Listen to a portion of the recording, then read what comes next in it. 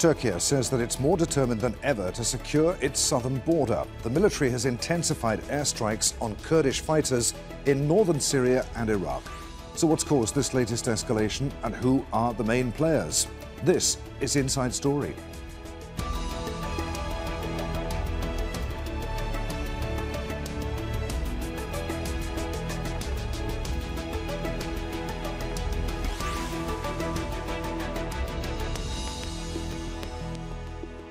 Hello, welcome to the programme. I'm Adrian Finighan. Tension has increased along Turkey's border with northern Syria.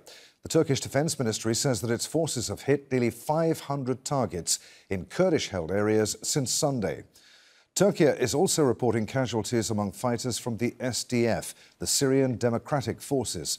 The strikes follow a bombing in Istanbul 10 days ago, for which Turkey blames the outlawed Kurdish group, the PKK. Ankara says that it's targeting bases in Syria belonging to the YPG, a Kurdish group with links to the PKK. Since 2016, Turkish forces have conducted 3 ground operations to clear YPG fighters from northern Syria. Now, the president is promising to conduct another offensive. Our operations with planes, cannons and drones are only the beginning. From Hatay to Hakkari, our determination to secure all of our southern border with a safe zone, so as to remove the possibility of attacking our country's lands, is stronger today than ever before. Here's a look at the areas of control. Turkey is striking targets in the border area near Manbij, which is under SDF control, the region in yellow. Free Syrian army fighters control the areas in green, from where they support Turkish military offensives. Turkish Syrian forces also control the purple parts here, and the government of Bashar al-Assad has control over most of the country in red, although ISIL fighters are still present in the desert in the east. Al Jazeera's Sinem Koscielny has a report now from the Turkish border with Syria. Turkey continues to target the Syrian Kurdish fighter group in northern Syria through a wide-scale air campaign that was started on Sunday morning. The decision to target the group came after the officials accused the YPG of planning and carrying out the Istanbul bomb attack 1 week before. The wide-scale operation continued with shellings from the Turkish side towards the YPG positions in northern Syria. And the YPGs have been shelling the Turkish side as well. The YPG and PKK officers say that they're not targeting the civilian areas. However, civilian areas in southeastern Turkish cities and rebel-held regions in northern Syria have been targeted, resulting in civilian deaths. Turkish President Recep Tayyip Erdogan vows to clear his country's borders with Syria from what he calls terrorism, meaning that he wants to get the armed Kurdish fighter group out of this region to create a safe corridor.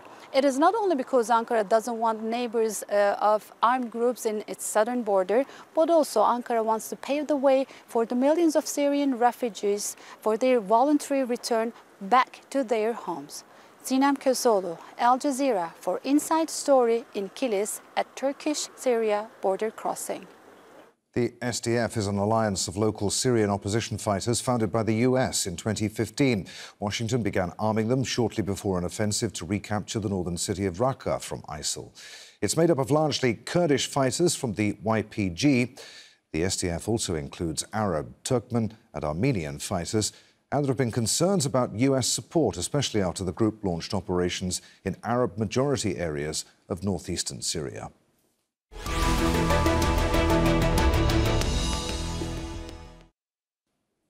So let's bring in our guests for today's discussion. From Oxford in the UK, we're joined by Galip Dalay, a non-resident senior fellow at the Middle East Council on Global Affairs. Here in Doha is Mahjoob Zweiri, director of the Gulf Studies Center at Qatar University. And from Washington, D.C., we're joined by Lawrence Korb, a former US Assistant Secretary of Defense and senior fellow at the Center for American Progress. Gentlemen, a warm welcome to you all. Galip, we'll start with you. What are Turkey's intentions in northern Syria? Is it going to launch a ground attack? Well, I think the Turkey's intention is precisely what President Erdogan has been saying. Like, one thing about President Erdogan, usually he did what he said that he will do. Thus far, his intention is clearly to do another military operations. And firstly, it will be an airstrikes, but I think the intention is to undertake another military operations as well. So that has been the goal for quite some times. But obviously, the regional and international politics will define the nature and then the depth of any such operations, because the US and Russia are major players in the other side of the border. So therefore, like for any ground invasions, for any ground operations, the US and the Russian factors will feature in heavily in the conversation. Okay, Mahjoob, Zweiri, if Turkey were to begin a ground offensive in northern Syria, would it be legal under international law? As you know, this is a conflict zone, and basically Turkey has indicated many times that it will not allow any kind of threat to its stability, regardless from where. I think the issue here is not about international law will accept or not. It's about how country perceives what's happening. I think Turkey is looking at what happened in Taksim area in Istanbul 2 weeks ago as a crossing the red line, and basically the YPG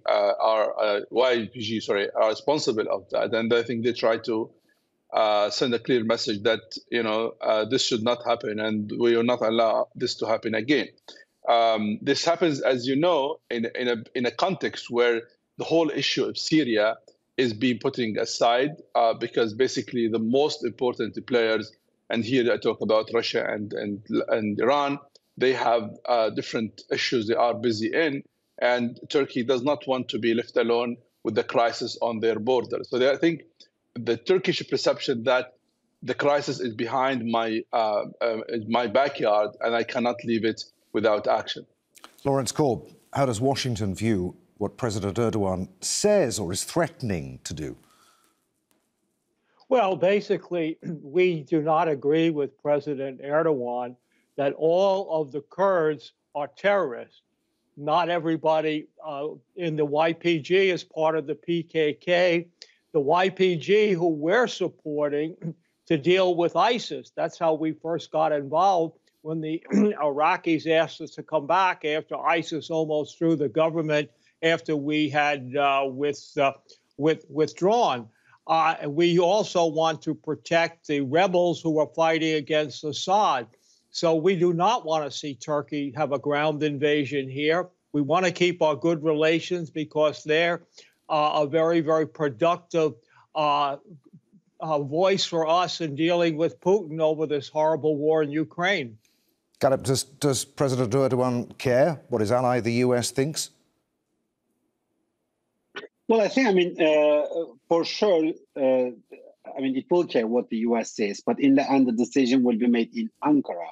Obviously, there's a US presence there that will turn into a major crisis, probably in the relationship if and when another military operation takes place. Let's not forget that 2019, that created a major storm in the US-Turkish relationship.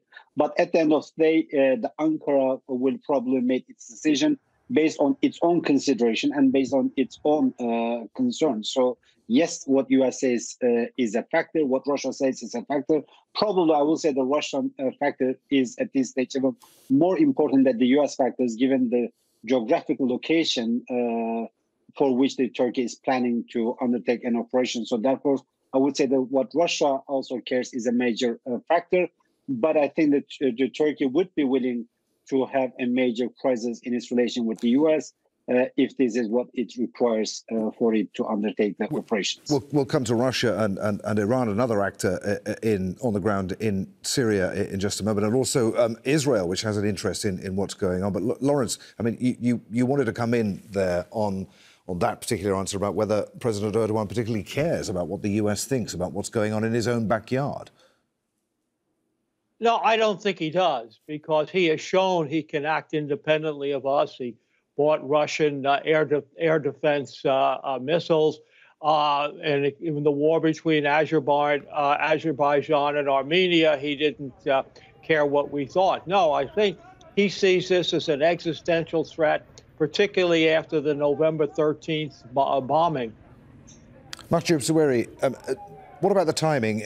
Lawrence mentioned the bombing. Is this purely to do with the bombing in Istanbul, or is there more to this? Does President Erdogan have one eye on his hopes for re-election next year? Is the president perhaps calculating that there's an opportunity here because his allies, his Western allies, are distracted at the moment by what's going on in Ukraine? It's the trigger. I mean, if you look at it in a wider context, you see that in recent months since February, Turkey is playing a major role in a major conflict with what's happening in between Russia and Ukraine. And actually, Turkey is becoming the main access point to Russia, to the West, and actually the main communicator between the West and Russia. So I think Turkey is playing a major role now. And I think what happened in Taksim was a trigger just to push for action. For months now, in the recent, I think, 18 months, Turkey was not happy of what happened in north of Syria. And Turkey is planning actually to send back a number of Syrian refugees to Syria. And they wanted to make sure that northern of Syria is stable, is secure. And I think if these kind of things will continue, I think it will be backfire on Turkey. They will not be able to go on their plan to return some of the Syrians to their own home country. So there are two things you have to consider. One is the context, which basically what's happened when it comes to Russia, Ukraine, and the role of Turkey, and also to what happened inside Turkey, which is related to returning Syrians and the future, the next year, and the election in Turkey, and what President Tayyip Erdogan is looking for, benefiting from all those opportunities and redirect them in a way that he benefits from them at the end. Yeah, okay, Galip, is it too cynical of me to say that, well, President Erdogan has an eye on re-election next year, and it's predicted to be a tight race. So, of course, an operation on this scale on the border with Syria would do him good, wouldn't it, electorally? Well, an operation will certainly strengthen the nationalist feeling in the countries, and then the government is in coalition with the Nationalist Action Party. So, in this regard, yes, that will serve, that will be popular electorally. But I think if you look at the number of the previous operations, so I mean 2018, 2019, so the military operations took place when there was also quite a long time to election as well too. But yes, I mean the operation of such will probably will serve also electorally the government well in the coming elections. Lawrence Korb, what are the implications for the NATO alliance of this? Well, basically, we also are concerned about Iran's role in here. We still haven't been able to get the nuclear talks back on track. Iran announced that it's come close at a second site now to getting a nuclear weapon. We're concerned about Russia, obviously what they're doing in Ukraine, and basically we would like them to, end this horrible war. We're also concerned about stability in the government in Iraq, because of if this thing gets out of hand in northern Syria, and the ISIS is able to reconstitute itself because nobody's paying attention to them, that would obviously undermine the government in Iraq. So all of these things are interrelated. You've got Russia, you've got Turkey, you've got Syria, and don't forget, you still have the Syrian civil war where Russia is working with Syria and Iran to keep Assad in power. Mahjoob Zweiri, after Russia withdrew the bulk of its forces from Syria, Iran was the only pro-Assad country to have a significant military presence in Syria. Israel is concerned about that, as Lawrence was just telling us, and it has continued to carry out air raids in Syria. What are the implications of this potential Turkish ground offensive in northern Syria, then, for both Iran and for Israel? it's obvious the more these kind of operations continue, it means basically there is no light at the end of the tunnel when it comes to the future of Syria. Basically, country like Syria is becoming fragile state. It's become really a failed state actually, where many players are playing on the ground, and none of them is actually the government of Syria. I mean, today a major general of Iran was killed in Damascus, and Iran is accusing Israel of that. And this is added to a number of those Iranis who were killed in the last 5-7 years in Syria through the Israelis. So actually, there is an ongoing, I would say, confrontation or actually war between Iran and Israel in Syria in the land of Syria, basically, and that is a major, I would say, a major conflict between both sides. I think Israeli never dream of it, because Iran has been basically on the border with Israelis, and that's an issue happened actually because Russia did offer Israel under Benjamin Netanyahu the green light to hit Iranians without any kind of regret. So basically, what's happening now is may complicate the relations between Russia and Iran, and Russia now in need for Iran on one side. On the other side, it may improve the relation between Russia and Israel as Benjamin Netanyahu is becoming as a prime minister. All right, but Russia at the moment pretty distracted with the war in Ukraine, Mahjoob. If Turkey did go into northern Syria, I mean, how would Russia react? It would be very vocal about it, very disapproving, but I mean, there's very little it could do. Absolutely, they have nothing actually to stop it. I think they are a statement already. They are not happy of this. But let's remember the point I've raised already.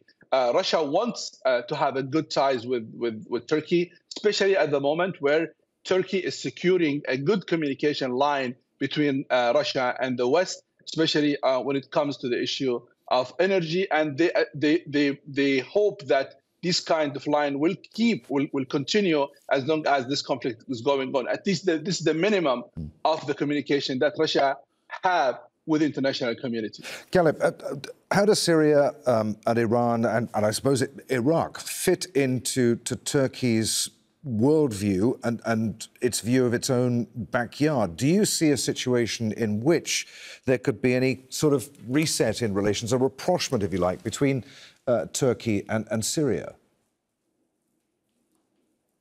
Well, I think you ask a very important question. Right now, you see at the broader regional level, when it comes to Turkey's relation with the Gulf, Arab State, and Israel, you see a reset and a de-escalation and normalization to be the order of the day. But when you come closer to home, meaning Turkey's policy or Turkey's relation with Syria, Iraq, and Iran, and also towards the region Kurdish geopolitics, the escalation is the order of the day. I mean, just look at Iran. The number of crises, the geographic scope of crises in Turkish-Iranian relations are expanding from the South Caucasus all the way to Syria, Iraq. The Iraq is the most active front in this confrontation between Turkey and Iran. So therefore, in Iraq, you see multiple crises playing out at the same time. One of them is the Turkey-PKK dynamics. The another one is Turkish-Iranian competition taking place in Iran. That has implication on the broader national politics in Iraq, but also regional Kurdish politics. The same in Syria. So you have, like, on the one hand, President Erdogan talking about normalization with the Syrian regime, openness for a potential even meeting with the Syrian regimes. That also to a large extent that is coming as a result of the Putin pushing it or Russia pushing it as well. But on the other hand, we see the escalation dynamics in northern Syria. I think this contrasting image will be the order of the day for sometimes, but I think the new narrative of Turkey-Syria policy will be normalization and de-escalation with the central government, while at the same time doubling down on two goals. One of them is trying to send back some of the Syrian refugees currently in Turkey back to Syria, and secondly, to undermine and push back as much as the Kurdish autonomy project in Syria. I think that's the goal. Lawrence Korb, as you were telling us, the US not at all happy at the prospect of a Turkish ground offensive in northern Syria, not least because there are US forces operating on the ground there. How would the US pressure President Erdogan then not to go ahead with his plans? Would it be done through diplomatic channels, or, given that Turkey's economy is still in a bit of a mess right now, I mean, could it introduce sanctions, do you think, against Turkey?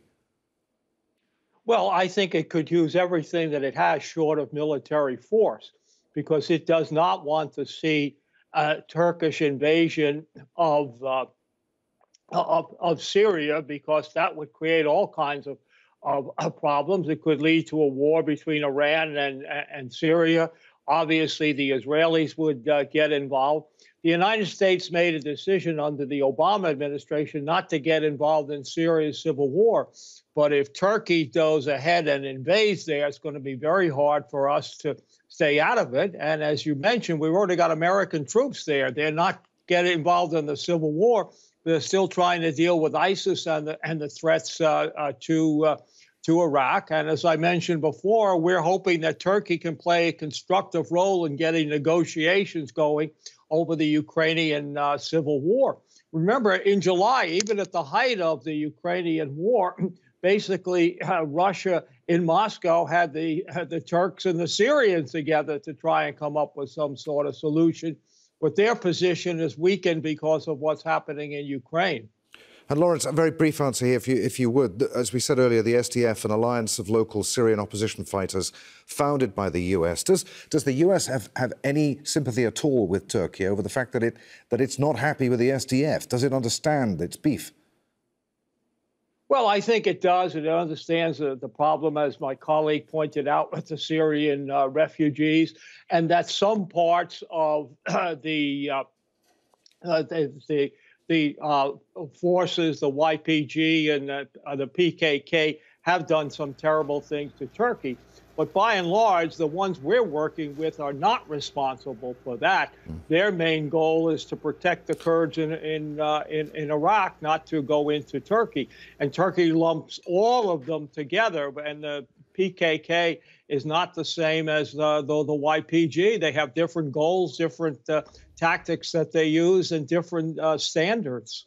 Mahjoob, Zweiri, I have a feeling this is going to be the last question here. You've got about a minute and a half to answer here. One thing we haven't discussed, of course, is that these aren't empty tracts of land we're talking about here, with no one there but fighters. I mean, people live in this area, and if there's a military offensive going on, despite all of the other things that are happening in that particular part of the world, people, once again, are going to suffer and are going to be displaced. Where are they going to go? Who's going to look after them?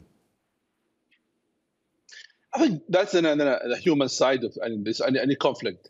My expectation that Turkish government is very sensitive to their image, and the President Erdogan, his government. So I think what is being done so far is a message that they are determined to do things. I'm not sure they have interest to escalate to have any kind of operation which may affect their image. I think they want to show the Turkish people that they are determined, they are decisive, they will not allow people to influence or affect or threaten their security.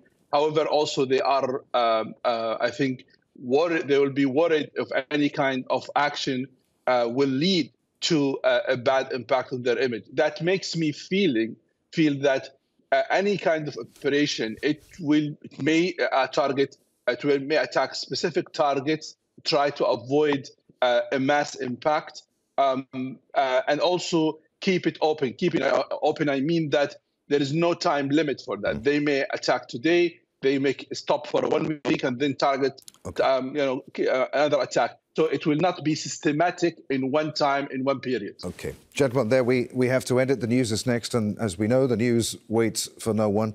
Many thanks indeed for being with us. Our guests, Galip Dalay, Mahjoob Zweiri and Lawrence Korb. Thank you also for watching. Don't forget, you can see the programme again at any time by visiting our website at aljazeera.com for further discussion. Join us at our Facebook page. You'll find that at facebook.com/AJ Inside Story. And, of course, you can join the conversation on Twitter, our handle at AJ Inside Story. From me, Adrian Finighan, and the team here in Doha, thanks for being with us. We'll see you again. Bye for now.